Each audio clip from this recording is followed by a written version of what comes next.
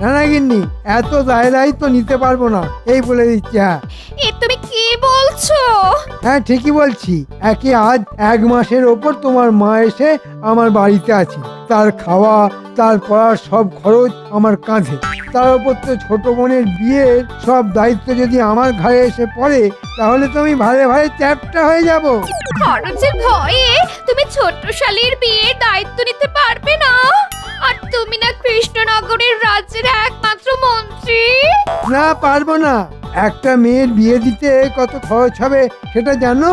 হিসেব জ্ঞান তো কিছুই মাথায় নেই, শুধু খরচ করার বুদ্ধিটুকুই আছে। জানি, ভালো করেই জানি। আর তার সাথে এটাও জানি তুমি হলে এই রাজ্যের মহামন্ত্রী। কত প্রতিপত্তি তোমার। এইসব প্রতিপত্তি তো প্রজাপতির মতো ডানা মেলে উড়ে গেছে। জানো না কি সামান্য মাইনে পাই আমি? ওইসব মাইনে প্রতিপত্তি প্রজাপতির মতো উড়ে গেছে না শুঁয়োপোকার মতো হেঁটে গেছে? ওইসব গল্প আমাকে শোনাতো। বলি ডান হাতের ঘাটতি তো বাঁ হাতের বাঁকা রোজগারে পুষিয়ে যায়। একেবারে বাজে কথা বলবে না বলে দিচ্ছি। কোনো বাঁহাতের রোজগার নেই আমার। আমি একজন সৎ এবং নিষ্ঠাবান মন্ত্রী। আমার সাদা মনে এতটুকু কাদা নেই। আবার মিথ্যে বলছো। আমি যেন কিচ্ছু জানি না ভেবেছো? বেশি কথা বাড়ালে না হাতে হাড়ি ভেঙে দেবো, এই বলে দিচ্ছি। আরে এটা কে রে? হ্যাঁ, এটা বউ না সত্তর? তবে বাবা বিশ্বাস নেই ওকে, কখন যে কি করে বসে। তার থেকে ছোট শালীর বিয়ের দায়িত্ব নেওয়া অনেক ভালো। কিন্তু কিন্তু তার জন্যেও তো পয়সা লাগবে। জমানো পয়সা থেকে খরচ করলে তো পয়সা কমে যাবে। না না, অন্য কিছু ভাবতে হবে।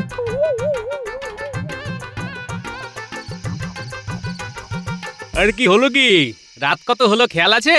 তাড়াতাড়ি আলো নিভিয়ে শুয়ে পড়ো। আরে আমি তো আর তুমি নই গো যে খেলাম আর শুলাম। আমার বলে কিনা এই কত কাজ পড়ে। এই বেশি কাজ দেখিও না তো। দুটো মাত্র প্রাণীর 4টি ভাত ফোটানো আর তরকারি। হ্যাঁ, ভালো বললে তো ভালো বললে। বললি ভাত আর তরকারি রান্না ছাড়া সংসারে কি কোনো কাজ নেই গো? সেই সব কাজ কে করে দিয়ে যায় শুনি? কেন আমিও সংসারে কম কাজ করি না? হ্যাঁ, তোমার কাজ মানে তো গড়িমসি করে বাজার যাওয়া আর পচা ধসা 4টি আনাজ আর মাছ কিনে আনা। তাই আর বেশি কথা না বাড়িয়ে চুপচাপ শুয়ে পড়ো দেখি। হ্যাঁ, আমার সময় হলে শোবো, যাও। এই সময় কে আবার দরজা খটখটাচ্ছে? গিন্নি, একবার দরজা খুলে দেখো তো। ওই দেখো, কথা ছিড়ি দেখো। এত রাত্রিরে আমি একলা মেয়ে মানুষ হয়ে গিয়ে দরজা খুলবো আর উনি বিছানা ছেড়ে উঠতে পারছেন না। ধুত্তুরি।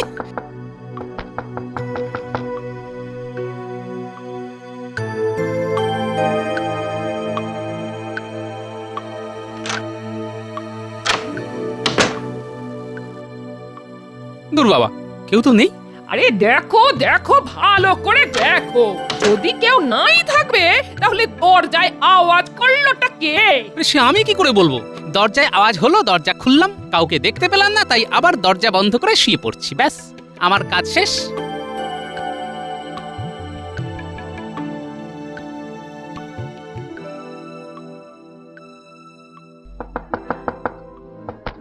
ও, এ তো আচ্ছা আপদ হলো দেখছি।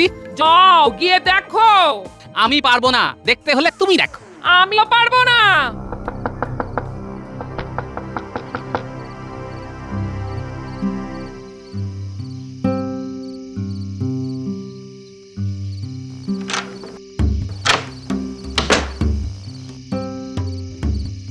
এ তো আচ্ছা জ্বালা হলো। তোমায় আর একলা যেতে হবে না, আলো নিয়ে আমিও যাচ্ছি। দাঁড়াও।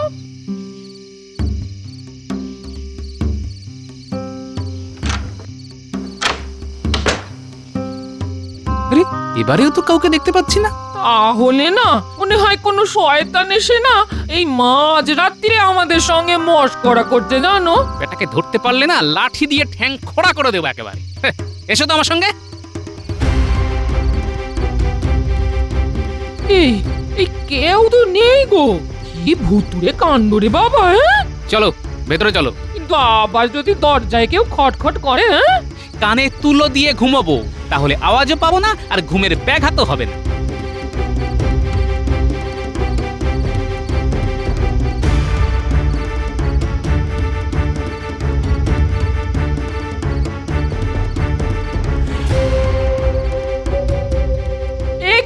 একি এই ঘরের জিনিসপত্র সব লন্ডভন্ড করলো কে?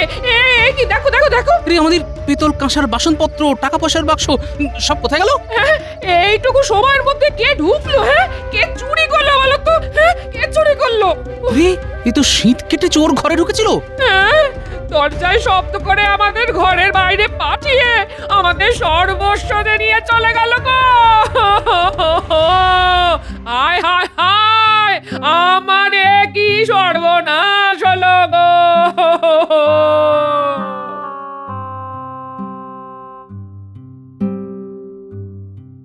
মহারাজ, মহারাজ, মহারাজ, আমার সর্বনাশ হয়ে গেছে মহারাজ। হ্যাঁ, তো তোমার আবার কি সর্বনাশ হলো গোপাল? কাল রাতে আমার ঘরে শীত কেটে চোরে আমার সর্বস্ব নিয়ে চলে গেছে মহারাজ। চড়ে এসে শীত কেটে সর্বস্ব নিয়ে চলে গেল, হ্যাঁ? আর তুমি সেটা টের অব্দি পেলে না? এত ঘুম তোমার? না না, আমি তখন জেগেই ছিলাম। আশ্চর্য, তুমি জেগে থাকা সত্ত্বেও চোর এসে ঘরে শীত দিয়ে গেল।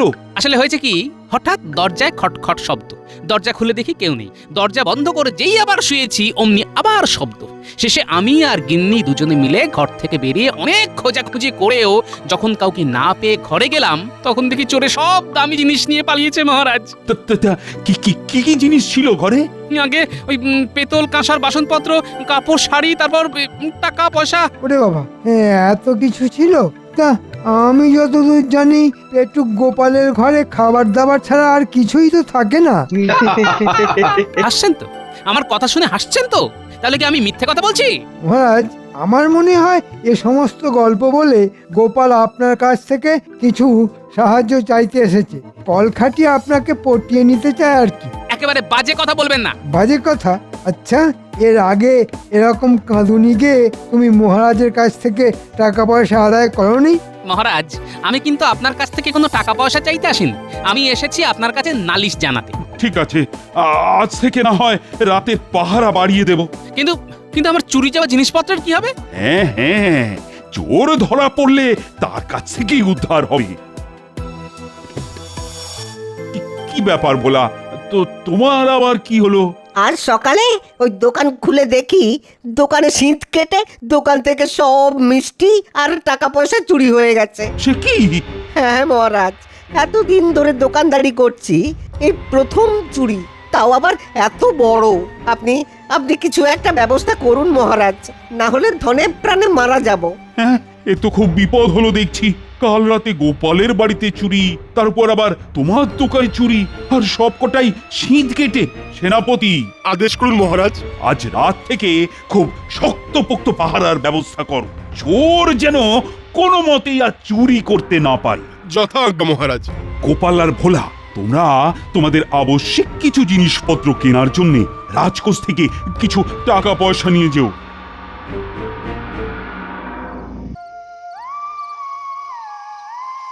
এই শোনো, বলি রোজকার মতো আজকে আর নাক ডাকিয়ে ঘুমিও না। হ্যাঁ? কেন? এই কথা শোনো। বলে কেন? আরে কাল রাতে অত বড় একটা চুরি হলো, চোর যদি আজ রাতে আবার আসে। আরে বাবা, আসতে দাও না।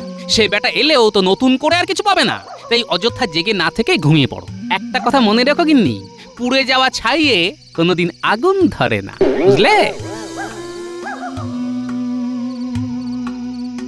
होशियार जागते रहो, होशियार जागते रहो।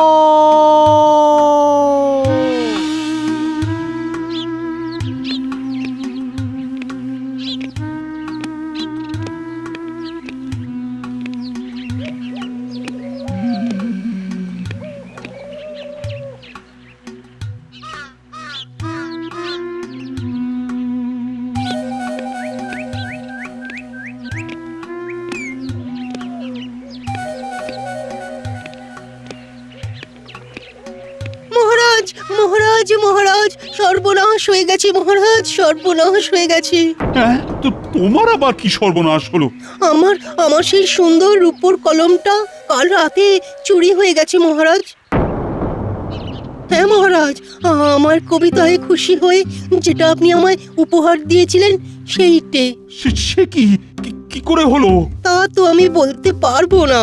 সকালে ঘুম থেকে উঠে দেখি লেখার জায়গায় কাগজপত্র, কালি, দোয়াত সব আগের মতোই আছে, শুধু শুধু রূপোর কলমটাই নেই।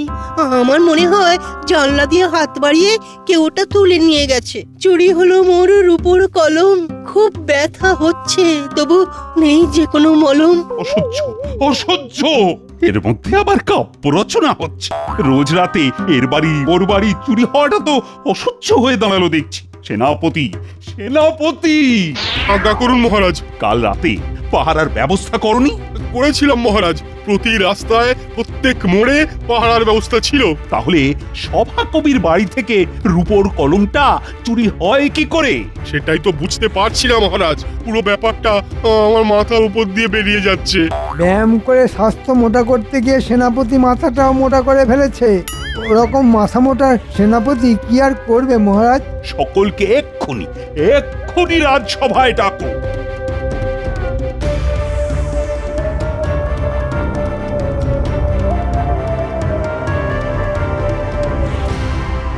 পরপর দুরাতে 3 জায়গায় চুরি, যা এর আগে এ রাজ্যে কখনো হয়নি। আর সব থেকে বড় কথা, চুরি কিন্তু কোনো সাধারণ প্রজার বাড়ি হয়নি। এ পর্যন্ত যা চুরি হয়েছে তা 2জন রাজকর্মচারী আর ভোলা ময়রার দোকানে। মহারাজ, তাহলে প্রমাণ হলো তো সেদিন চুরির নামে আমি কোনো গল্প দিতে আসিনি। হ্যাঁ, সে হয়তো আসুনি, কিন্তু আমার মনে হয় সব জায়গাতেই চুরি হয়েছে নিজেদের অসাবধানে। মানে অতি সোজা। এই যে এতগুলো চুরি হলো, কই আমার বাড়িতে তো হলো না। কারণ কি দিনে কি রাতে আমি সর্বদা সতর্ক থাকি। গৃহস্থ নিজে যদি সজাগ থাকে তাহলে চোরের সাধ্য কি যে চুরি করে? হ্যাঁ হ্যাঁ হ্যাঁ হ্যাঁ, কথাটা খুব একটা মন্দ বলনি। তাই আমার প্রস্তাব এই যে প্রহরীদের অনাবশ্যক খাটিয়ে আর রাত পাহারা দেবার কোনো দরকার নেই। আমার মতো সকলেই যদি সতর্ক থাকে তাহলে আজ থেকে আর কারো বাড়িতে চুরি হবে না। মন্ত্রী মশাই হঠাৎ করে রাত পাহারা তুলে দিতে চাইছে কেন? না, ব্যাপারটা একটু দেখতে হচ্ছে। কি মহারাজ, আমি কি ভুল কিছু বললাম? না, একেবারে ঠিক কথাই তুমি বলেছো সেনাপতি। আদেশ করুন মহারাজ। আজ থেকে রাতের পাহারা তুলে দাও। যথা আজ্ঞা মহারাজ।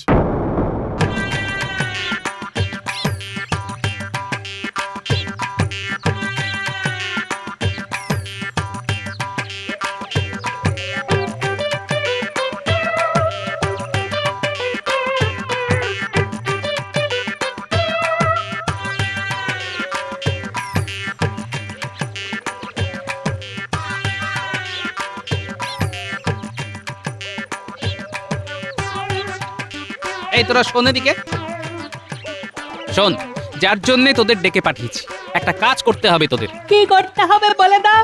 আজ থেকে মন্ত্রী মশাইয়ের ওপর নজর রাখতে হবে তোদের। মানে মন্ত্রী মশাইয়ের বাড়িতে কারা যায় কারা আসে সব খবর এনে দিতে হবে তোদের। ঠিক আছে, সব খবর পেয়ে যাবে।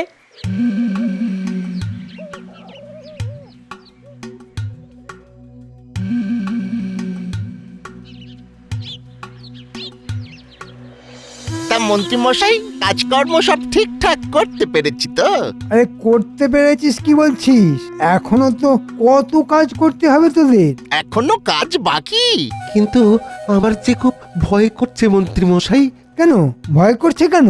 রাতের বেলা রাস্তা জুড়ে যে ওই রক্ষীদের পাহারা। মহারাজের কানে মন্ত্র দিয়ে আজ থেকে ওই পাহারা আমি তুলে দিয়েছি। এখন বীরের মতো যাবি আর চোরের মতো চুরি করবি।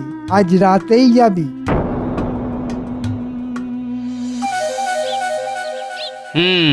তাহলে যা ভেবেছিলাম সেটাই সত্যি। সব কিছুর নাটের গুরু ওই ষড়যন্ত্রী মন্ত্রী। ঠিক আছে, তোরা এখন যা, কাল আবার মন্ত্রীর উপর নজর রাখিস।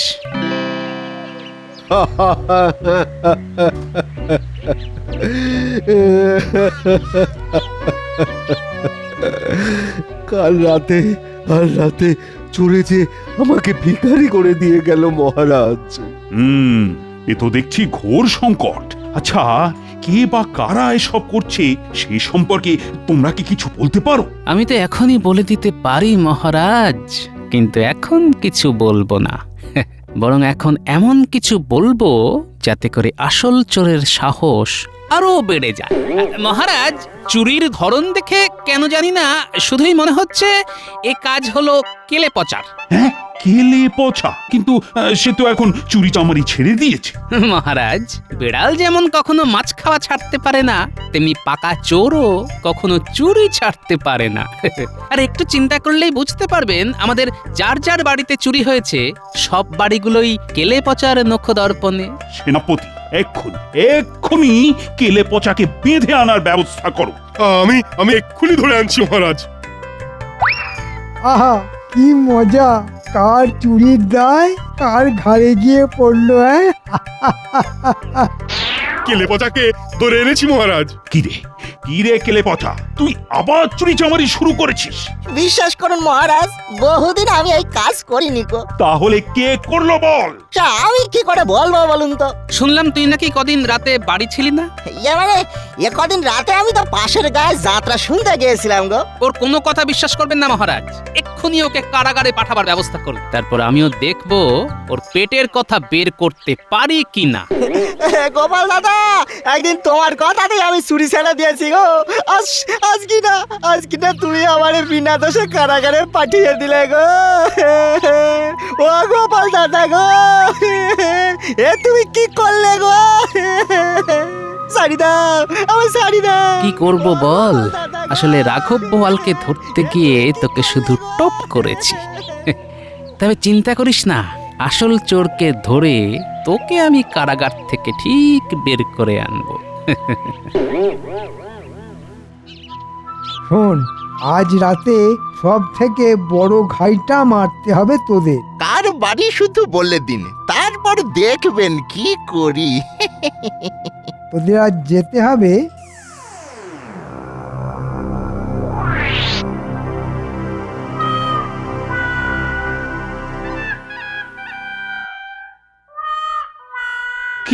কি বলছো গোপাল? এসব তাহলে আজ রাতে শুধু হাতে নাতে ধরতে দিন, তারপর প্রমাণ হয়ে যাবে পেছন থেকে বসে কে কলকাঠি নাড়ছে। হাতে নাতে ধরতে হলে কি করতে হবে বলো তো?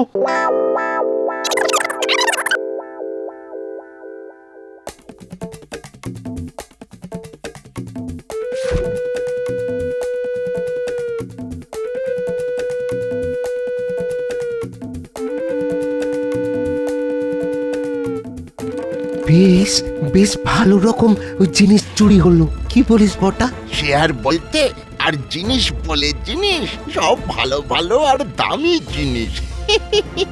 মন্ত্রী মশাই যা খুশি হবেন না। আর খুশির রাতে হচ্ছে আমাদেরও ওই ভালো রকম খুশি করে দেবেন। কটারে, সামনে যে রক্ষী। এই তোরা কারা? কেউ নই, টুকি কেউ নই। এই ঘটা পালা। পালাবার পথ নেই, জম আছে পিছে।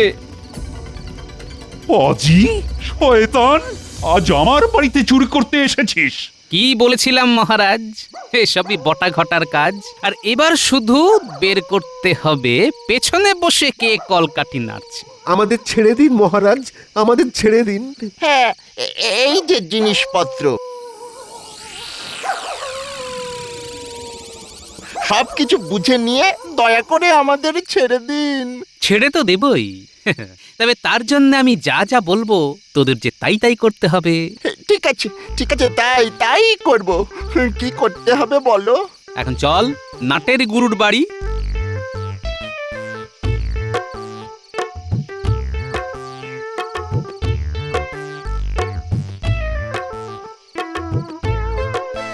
মন্ত্রীমশাই, ও মন্ত্রীমশাই। কিরে, কাজকর্ম সব ঠিকঠাক হয়েছে তো?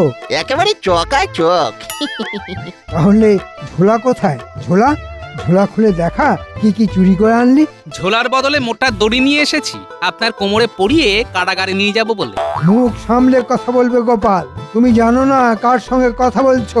জানি তো, বিলক্ষণ জানি। আমি তো একটা চোরের সঙ্গে কথা বলছি। প্রমাণ করতে পারবে? মহারাজ দেখে যান, দেখুন মহারাজ, সব নিজের চোখে দেখুন। পালাবার পথ নেই, জম আছে পিছে। মন্ত্রী, তাহলে তাহলে এই জঘন্য কাজ সব তোমার? বলো বলো, সত্যি কথা বলো, না হলে আমি কিন্তু তোমার শুলে চড়াবো। হ্যাঁ মহারাজ, আমার কিন্তু কেন কেন করলে এমন জঘন্য কাজ? কি করব বলুন, এছাড়া যে কোনো উপায় ছিল না। 1 মাসের ওপর শাশুড়ি এসে রয়েছেন, তার পেছনে এক কানি খরচ, তার উপর আবার শালিকার বিয়ের খরচ দিতে হবে বলে গিন্নি আমার চাপ দিচ্ছে। তাই বাধ্য হয়ে আমি এই কাজ করেছি। ভেবেছিলাম ধরা পড়বো না, কিন্তু এমন ভাবে যে হাতে নাতে ধরা পড়ে যাব, এ কথা আমি ভাবতে পারিনি মহারাজ, এ কথা আমি ভাবতে পারিনি। মহারাজ, ও মহারাজ, কতবারই তো আমার কত দোষ নিজ গুণে ক্ষমা করে দিয়েছেন, আর একবার নয় ক্ষমা করে দিলেন।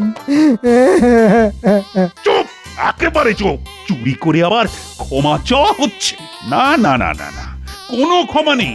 রক্ষীরা, একে কারাগারে নিয়ে যাও, কাল সকালে এর বিচার হবে। আর কারাগারে এনাকে পুরে দিয়ে কেলে পচাকে মুক্তি দিয়ে দিও। আহা, বেচারা বিনা দোষে কষ্ট পেল গো। সত্যি গোপাল, তোমার দূরদর্শিতার কোনো তুলনা নেই। সত্যি তুমি ধন্য, ধন্য গোপাল। আমি অতি নগণ্য মহারাজ।